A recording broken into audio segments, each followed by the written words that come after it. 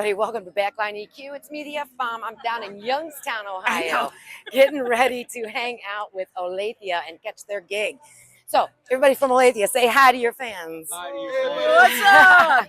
I just want to say thank you. You guys are my first metal, well, second metal now that Tundra's been in, but original bands too. So this is a big night for Backline EQ. Ooh, so thank you so much for doing this for me. So tell me a little bit about the background of Olathia. I know that you originated in Cleveland, of course, but I know there's been some member changes too. So Sure. Well, Olathia started in 2014, began with a couple of demos. Really a blend of thrash music, melodic music, a lot of light, a lot of dark. And Chrissy's kind of our Lone Star original member. I think I was the second one to join in. We are now from 2014 past the 10-year mark, but now we're moving towards the fourth installment. We've got 3 albums out now. Hunters, that was out in 2015. 2018 brought us Snake Charmer. Then in 2023, we've got The Forest Witch, and now we are moving towards the fourth installment, and we're very excited about where the new material is coming. And through years, through lineup changes, this is who we are. So I tell you what, I don't know if you mind a little pass around. We'll kind of introduce who's absolutely. in the group. Make sure. I'm Terry Bull, and I'm on bass. I'm Dylan. I play guitar. I'm Chris. I sing in bigger microphones than this. What's up? I'm Joe. I play drums. It's like a Barbie size. Oh my god! I love it. I can totally eat it. Microphone Barbie, heavy metal Barbie. I'm dying to know though the origination of the name Olathia. You gotta hold it like that, right there. Oh, I can hold it right there. Okay. Yeah. Oh, thank you, Joe. Thank you for the correction. Thank you. Thank you, Joe. Likes Liquid Death. He would like to be sponsored by them, and I'm gonna. My address. I'm gonna try to help you with that. So. Send me a pallet. So the name Olathia is a Native American word for pretty or beautiful. Oh, okay. There was a different name that was a working title for a while that I came up with. The other guys back in the first installment and myself didn't like it once we did the demos. So I was tasked with coming up with a new name, and just went home with a bottle of wine and my iPad and just thought about, things I like in Earth and Native Americans, and it kind of went that way. And I just liked how this word looked and how it sounded. And then I thought, okay, I better look up the definition, make sure it's good. And that's what it means. And I like to think that there's a lot of elements in heavy metal music that are fucking beautiful. Whether it's really super hard and just making you feel like that to get your emotions out or whatever it is. So that's what it is, Olathia. Yeah, and a little backstory. Chrissy and I met back in the 90s when you were in your first band. And I remember when you were leaving that band, Forceful Entry, for those of you that remember her. Yep. I remember when you were Terry, leaving. love ya. Yeah. I think it's Stymie every day. He's so missed. But I remember when you were leaving that band, you were talking about getting a band called Lady Evil together. Did that actually happen? Yes. Because we didn't have internet then, so. There was a band that I did some shows with. We did play that song, but the band never formatted with that. But it's still a great name for a band. Yeah. But Chrissy, obviously being a female singer, I want to know what your take is since you've been doing this a while now. Got some seasoning on you. How do you feel about the? I am tasty. Thank you. Yes, exactly. The female fronted bands are like getting more traction. Hailstorm and In This Moment and Lady Beast and things like that. How have you seen it progress since you first started? It seems like the playing field is a little more level. Well, I mean, I think women have had all different roles, and and it's just, I don't know, it's just accessible to anybody. I've never really looked at it in that way, maybe because I've done it so long and I've seen Doro do it from when I was young, so I never looked at it and like I couldn't do it. Yeah. So I think it's just more accessible for people to do it, and they're encouraged, and you got School of Rock and these cool things that people can do.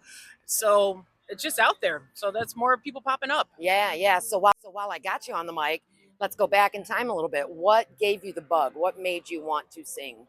Oh, it was always just how it made you feel. I actually started with playing guitar when I was in high school, and I was okay with it, but then a band. I think it might have been Simon's band.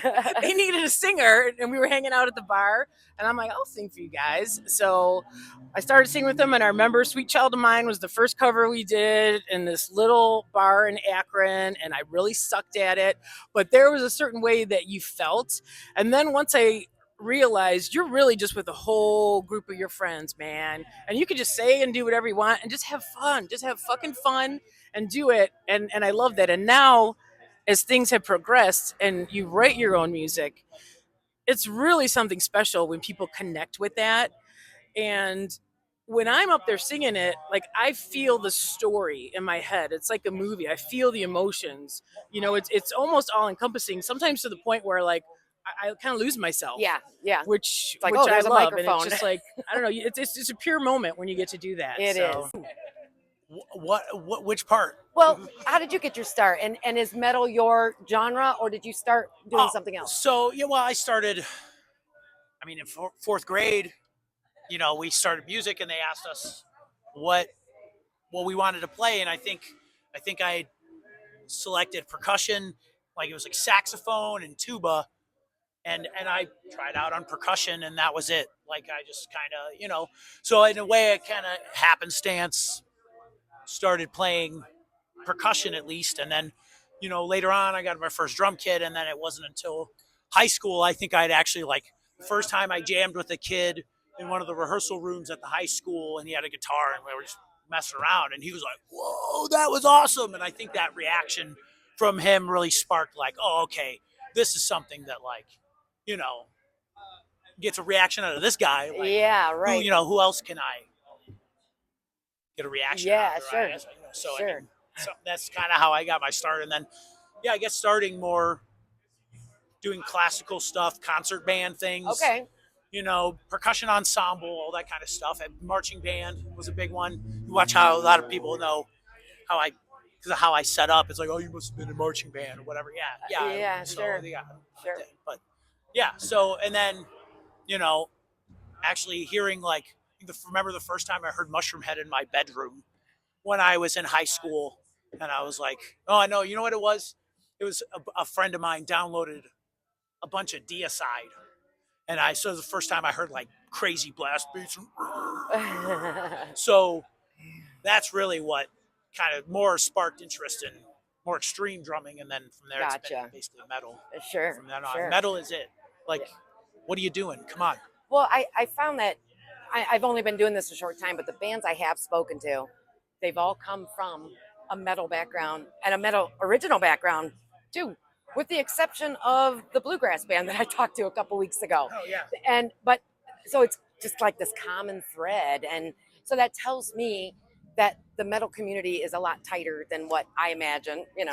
I live in the Great White North. I don't get to Cleveland as much, but that's what I gather when I'm looking at things online, on social media. I think metal embodies a lot more. You kind of have to be, I think Rob Zombie had a funny quote that says like, it's like nobody says like, oh yeah, I was just really into Slayer for one summer. Like, it's sort of like you're kind of do or die in a sense. It's kind of like it's sort of ingrained in you. It sparks a lot of passion in people. Sure. So I think like that community and that really passion for it. It's kind of like Yeah.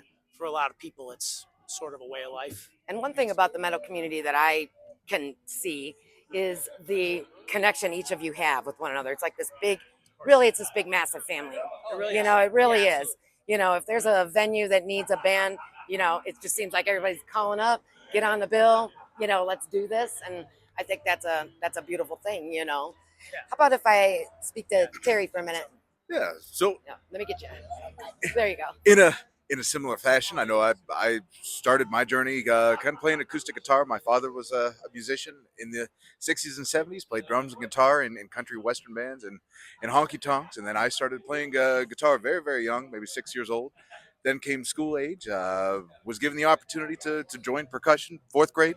You got a choice. Yeah. Where in the band do you to fit? My dad gave me probably the best piece of advice. He says, son, whatever you invest your time in is going to be there and available for you for a lifelong endeavor. And Van Halen doesn't have a tuba player. So, so to me, it made sense to make that investment into music, something that I can carry with me. Now, for me, I'm the bass player.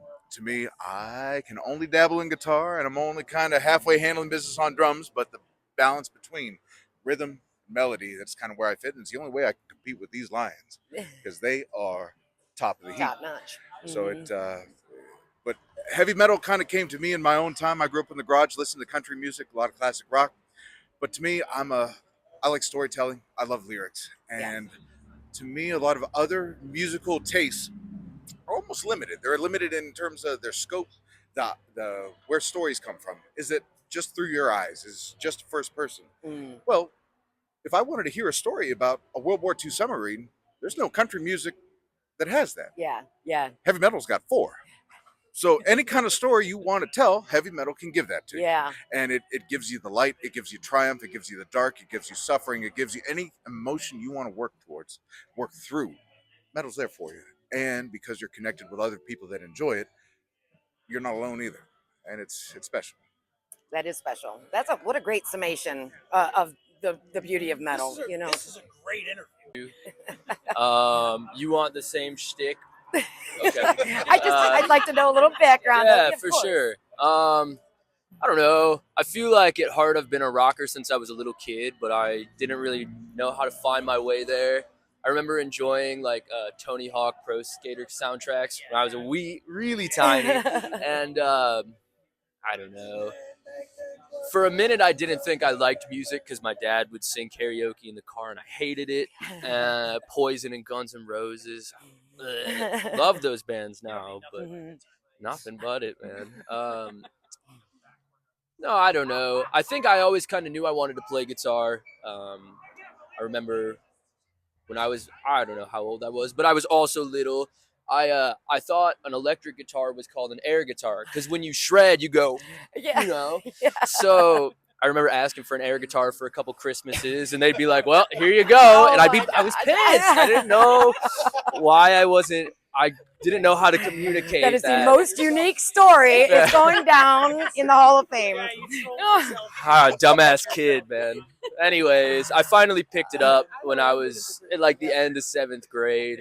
I started getting into rock music with my friends and some metal and stuff, and we were like, dude, we should start a band. And we begged our parents for guitars and got them and played together for a couple years. And I don't know, I haven't even thought twice about anything else since. Yeah. It was a very natural thing for me. I still am obsessive about it, but it doesn't feel like something unhealthy. Right. Yeah. I practice for hours a day when I have the time, and it's like over like that. You know, you just lock in and then it's done. You really do get lost sometimes in that. Lost in space is the best way to say it. It's meditative. Yeah, it's and not I think the quite information space, comes to you. It's not like you're right off in no man's dialed land. in. But yeah, you're focused.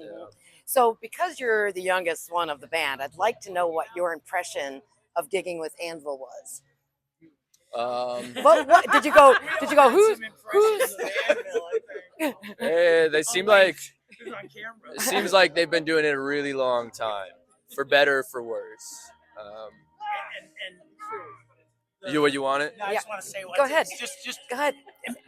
Imagine, watch the documentary, and then imagine that's what touring with them is like, and that's pretty much it. You know, all the interpersonal trials they go through. It happens. In real life. How fun! Did you do a few? It's a shows? lot like the documentary.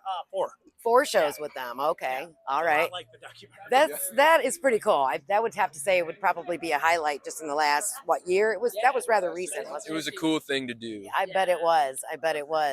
So if you could tour with anyone, let's take Anvil out of the equation. Metallica. If you could. So Metallica would be your choice to tour with. Yeah, or I mean, any number of my friends. Yeah. If I could bring Grady and Larry with me everywhere, that would be awesome. If I could bring Dave McJunkins with me anywhere, it wouldn't even care. Yeah. How about you, Chrissy? Who would you tour with if you had the choice? Well, I would love to tour with Doro because she's amazing, but Iron Maiden because I want to go on the plane. Man, I don't know. Whoever asks. Yeah, right. Like whoever wants to, like, you know. Yeah, that's it. That's I don't good. know. You're Yeah, open minded. That's good. He's out with a metal group right now, and I'd like to, before they retire, I'd open for Alice Cooper in a heartbeat. Oh, how fun. Yeah. But we'll see how that goes. Time's not on our side. So along the same lines of that, if Olathia could be the soundtrack to a well-known movie that's being rebooted and refreshed, because that's what's happening these days, with movies. Is there a movie that you would want to be the soundtrack director for? Fern Gully. Composers. Say it again. Fern Gully. Fern Gully. Oh, we're doing it. Okay. I'm going to take that as a serious answer. Okay. Fern Gully soundtrack as it stands is brilliant.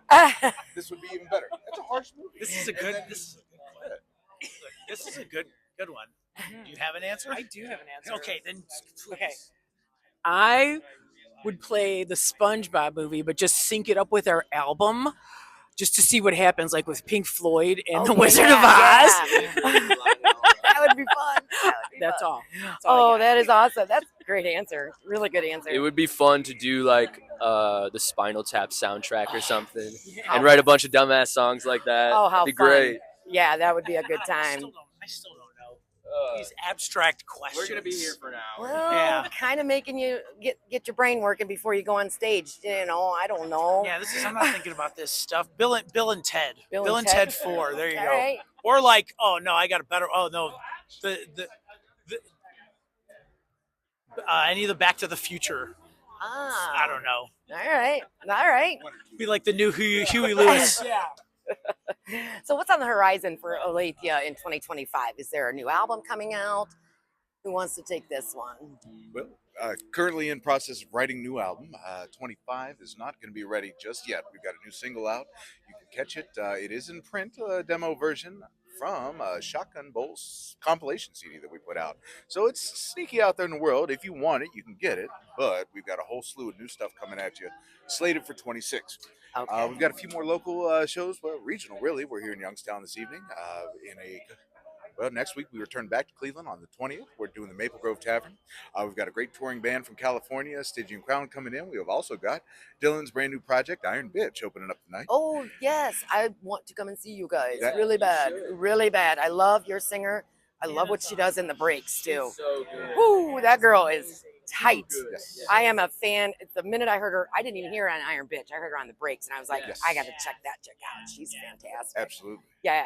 And then, So, Christy, I'm going to hand this one over to you Okay. because we go back a little ways. Okay. Have you ever gotten a piece of advice that still holds till today that you remember? You hang on to that. Actually, I did. Yeah. And there's been a lot of changes of this band, and what's really cool is we got a great situation now. And we do have, like Terry said, like new music and stuff coming, but I think we have some other things coming that are gonna solidify that this is our unit now. Some new things to look at and to see and feel. So, but as we were going through some of the changes, and like my heart's always in it. Like it's never not do it. Like there's never anything that would make me stop and not do it, which is how these guys are too. I mean, you just go through the thick and thin and you do it. It's a fucking marathon for life, And I had talked to one producer about what was going on and just, some shitty things that people had done when they left, to me personally. And shit happens, man. This is how it goes. It's just how it goes. And really what he said is that you just keep doing what you're doing and people will either stay the course or you outgrow them. And it's really kind of true. Like I'm thankful for all the experiences with the different people along the way, but I get it. If you went this way, that's okay, but I'm still going this way. Yeah. Sometimes it's like really short growth. I'm not like a fucking asparagus that can do 4 inches in a day, Yeah. but you always go. And as long as you keep taking those steps, man, it's a cool thing. Yeah. It's always Yeah. darkest before the dawn. So just never give up. Just keep doing it. And it's too fun not to do it. Not to do it. And it is a privilege to be able to create stuff. Yeah. So that's it for me. Well, I have a final question for all of you, so don't take the mic away just yet. I'll give this one to you first. Okay. If you weren't in a metal band, what would you be doing? And it could be music, but if you I weren't would be a tour manager. tour manager, Yeah, I'd be a tour manager. probably be an engineer or something like that. Doing some nerd stuff. Professional hand model. Yes, of course. I see it. I see it from here. I'm very thankful that not only with this group I get to live out the heavy metal, but I play drums in blues and rock and roll group. I get to be a healthcare provider 9 to 5. So Oh, nice. every dream's coming through. So I don't know. That's wonderful. Very good. How about you, young man? Have you thought about that? I would just be in a different band. I don't know anything else, at least not well as I know this to do anything else. So Yeah. Yep. Yeah. Okay. Just type in Olathia, Olathia, like you're getting laid, Olathia, and you'll find it. You'll find it. Yeah. Luckily, it was not a name that has been taken by a lot of other things in this world. So Every platform. So yeah. Oh, okay. Spotify, Pandora. Yeah. wherever you see music. Yeah, all the standard routes, Yeah. everything that's out there. But the best place to find stuff is to come to a show, because there's always special stuff there, and there is no experience like being at a live show. That's true. Live show. You are I got one other thing I want to add to you, because you're talking about Dylan's youthful metalness. I love it though. It is pretty amazing. I want to see. He's more an young old people in it. soul. He's an old soul, Yeah. but man, he's got some young fingers, I'll tell you. But I think one of the interesting things about this band is we actually span like 4 generations. I kind of thought about that recently. Like, I am the metal matriarch. Yeah, yeah. I don't know how old you guys are. I know, because it doesn't matter. At No, the end of the day, it doesn't matter. You're right. You know, it all works, and all the different influences come about. I just think that's really fucking cool. Like, I don't look at people as ages too, but it's, thank you so much. I thank you Yeah. guys. I thank you guys. Everybody, this is Olathia. We're in the Westside Bowl getting ready to rock it out. All right, you guys, take care. Thanks, Thank Ricky. you so much. I appreciate it. Great. You're so great. You're fantastic. It's-